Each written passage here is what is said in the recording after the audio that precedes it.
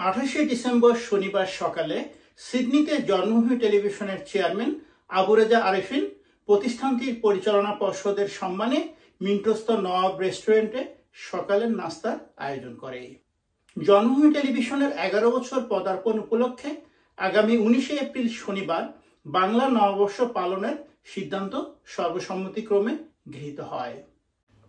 জন্মভূমি টেলিভিশনের চেয়ারম্যান আবু রেজা আরেফিন জানান, গত 21 ডিসেম্বর শনিবার বিকেলে সিডনির ওয়ালি পার্কে জন্মভূমি টেলিভিশন তাদের 10 বছর পূর্তির আয়োজন সফলভাবে সম্পন্ন হওয়ায় পরিচালনা পর্ষদকে আন্তরিক কৃতজ্ঞতা জানানোর জন্য এই ধন্যবাদ জ্ঞাপন অনুষ্ঠানের আয়োজন করেছি। এই সময় জন্মভূমি টেলিভিশনের 10 বছর পূর্তি উপলক্ষে একটি কেক কাটা হয়।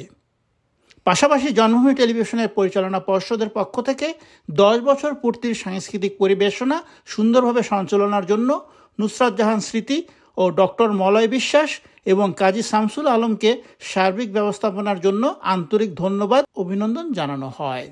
এছাড়াও জন্মভূমি টেলিভিশনের 11 বছরের পদার্পণ উপলক্ষে আগামী 19 এপ্রিল শনিবার বাংলা নববর্ষ পালনের সিদ্ধান্ত সর্বসম্মতিক্রমে গৃহীত হয়। পরিচালনা পর্ষদ আগামী মাসে বাংলা নববর্ষ পালন উদযাপন কমিটি গঠনের জন্য জন্মভূমি টেলিভিশনের চেয়ারম্যান আবু রেজা আরেফিনকে অনুরোধ জানান। সকালের নাস্তা পরিবেশনের পর ধন্যবাদ জ্ঞাপন অনুষ্ঠানের সমাপ্তি ঘোষণা করা হয়। Naim Abdullah, independent television, Sydney, Australia.